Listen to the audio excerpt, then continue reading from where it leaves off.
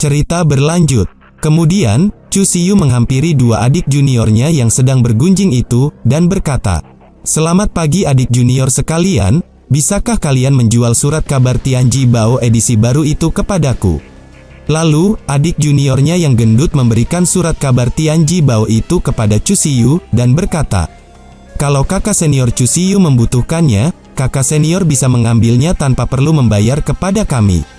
Temannya menambahkan, "Yah, itu benar, silakan ambil saja surat kabar Tianji Bao itu."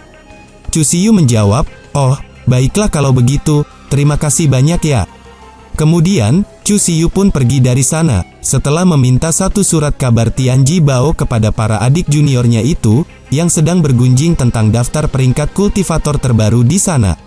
Lalu, setelah Chu Siyu pergi dari sana, wajah murid-murid itu langsung berubah pucat, dan mengeluarkan keringat dingin dari wajahnya, lalu si murid gendut pun berkata, "Kau pasti pernah mendengarnya juga kan, bahwa kakak senior Chu Siyu ada di daftar naga tersembunyi di Pavilion Tianji, segala sesuatunya telah berbeda sekarang, kita tidak boleh menyinggung perasaannya sama sekali." Temannya menjawab, "Tentu saja aku telah mendengar kabar itu, aku tidak tahu kenapa. Mengapa dia menjadi sangat kuat seperti sekarang, jadi lebih baik kita jangan pernah menjelekkan kakak senior Chu Siyu di belakangnya lagi." Kemudian, Chu Siyu membaca surat kabar Tianji Bao itu, yang bertuliskan tentang peristiwa besar yang terjadi di benua Tianqiong. Dewa Iblis Chu yang awalnya berada di urutan teratas daftar orang suci kecil telah mati, dan sekarang yang teratas dalam daftar orang suci kecil adalah putra suci Tanah Suci Yao Guang, yaitu Feng Yao Guang.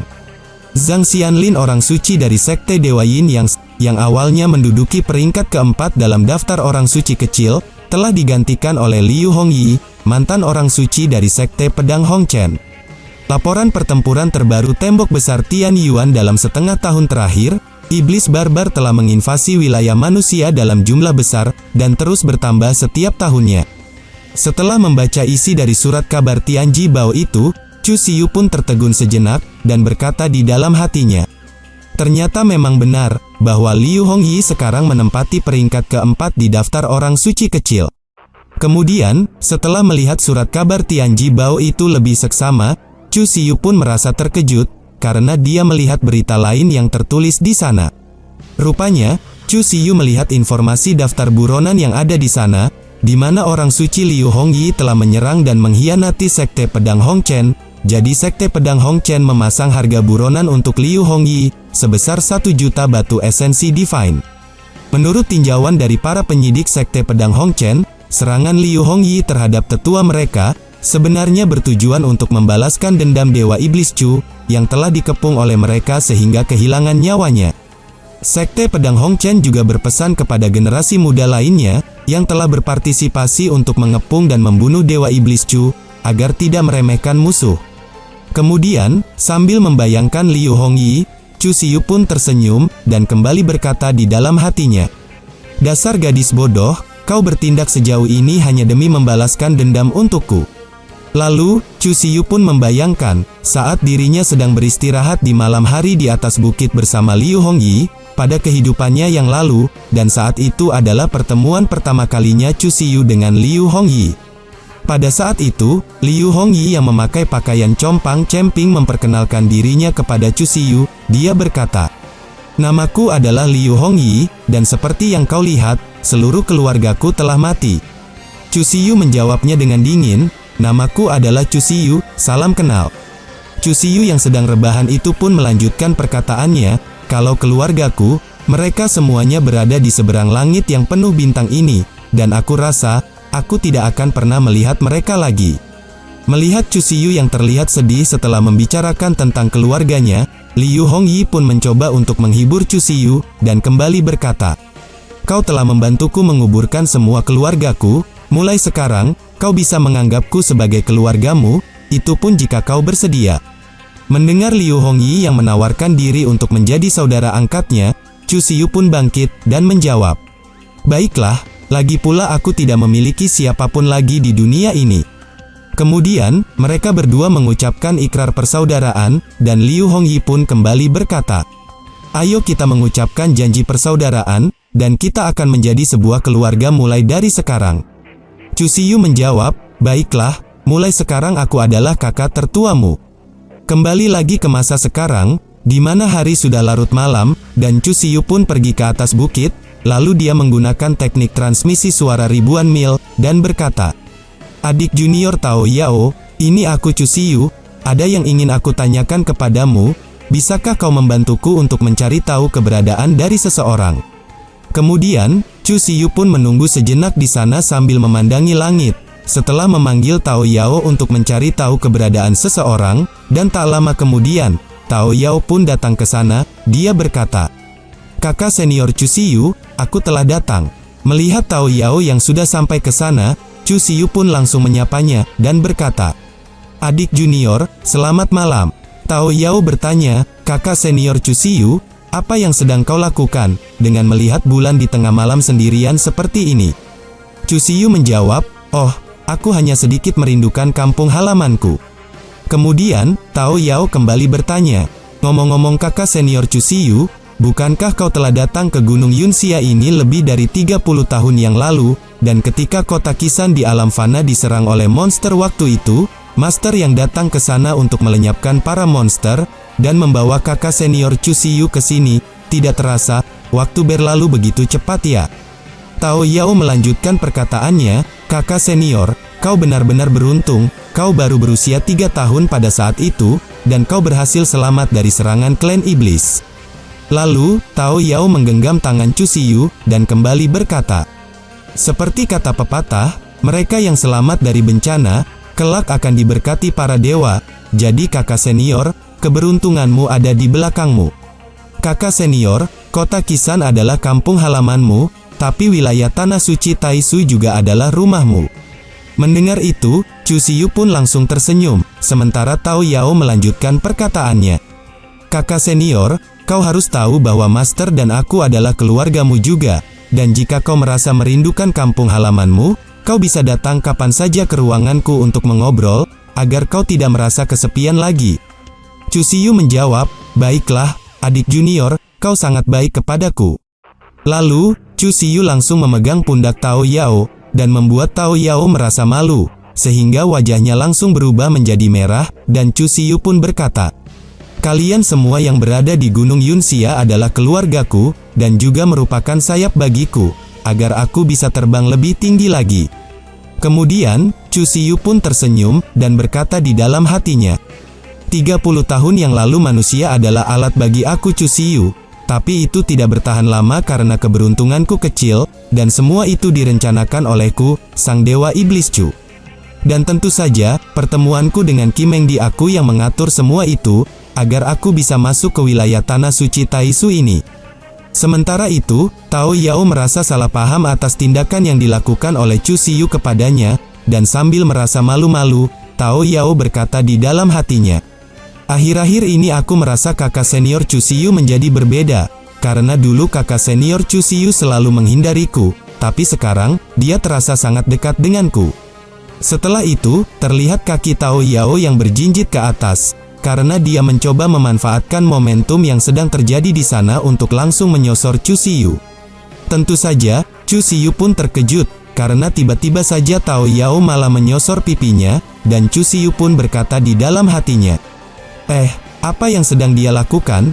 Kenapa tiba-tiba saja dia langsung menyosor pipiku?" Kemudian, Tao Yao memberikan sepucuk surat kepada Chu Siyu, dan berkata, "Kakak senior Chu Siyu, di dalam surat ini berisikan informasi yang kau inginkan." Lalu, Tao Yao yang merasa sangat malu atas tindakan yang telah dilakukan olehnya, dia pun langsung berjalan pergi meninggalkan Chu Siyu, dan berkata, "Kakak senior Chu Siyu, pergilah tidur lebih awal, karena aku akan kembali untuk berlatih lebih dulu sebentar." Tentu saja, wajah Chu Siyu pun langsung berubah menjadi merah, setelah tiba-tiba Tao Yao malah menyosor pipinya, dan Chu Siyu pun berkata di dalam hatinya, "Kenapa dia tiba-tiba menyosorku seperti itu, dan jantungku malah berdetak cukup kencang sekarang, aku harus tenang terlebih dahulu, mana mungkin aku menjadi birahi setelah disosor olehnya." Kemudian, setelah merasa lebih tenang, Chu Siyu pun langsung membuka sepucuk surat yang diberikan oleh Tao Yao kepadanya, dan kembali berkata di dalam hatinya, 3 hari yang lalu, Liu Hongyi terlihat muncul di kota Dongzhou, Chang'an. Kalau aku harus pergi ke Chang'an, aku rasa itu cukup sulit. Sementara itu di Dongzhou Kekaisaran Dinasti Tang kota Chang'an, terlihat di sana asap hitam yang sangat tebal, karena sedang terjadi penyerangan di tempat itu, sehingga situasi di sana pun berubah menjadi mencekam, dan terdengar teriakan orang di mana-mana. Kemudian, terlihat di sana Kaisar Dinasti Tang yang sedang terluka parah, sampai-sampai dia merangkak di atas lantai, dan Kaisar Dinasti Tang pun berkata kepada seseorang, "Apakah kau ingin menjadi seperti Dewa Iblis Chu, dan menjadi musuh bagi seluruh dunia?"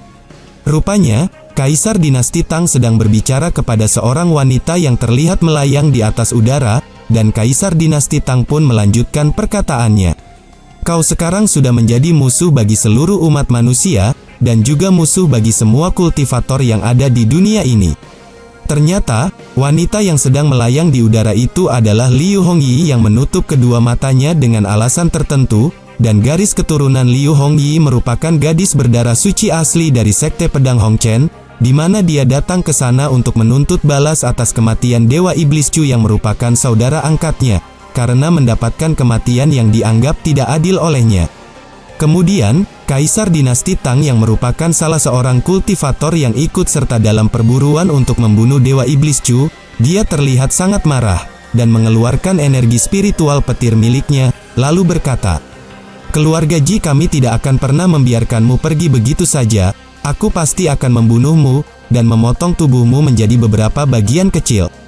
Tapi, sebelum Kaisar Dinasti Tang menyelesaikan perkataannya, Liu Hongyi langsung menyerangnya menggunakan teknik pedang miliknya, dan terlihat energi spiritual yang berwarna sangat terang pun melesat dengan cepat ke arah tubuh Kaisar Dinasti Tang, sehingga Kaisar Dinasti Tang pun menjerit kesakitan dengan sangat keras, dan langsung tewas seketika.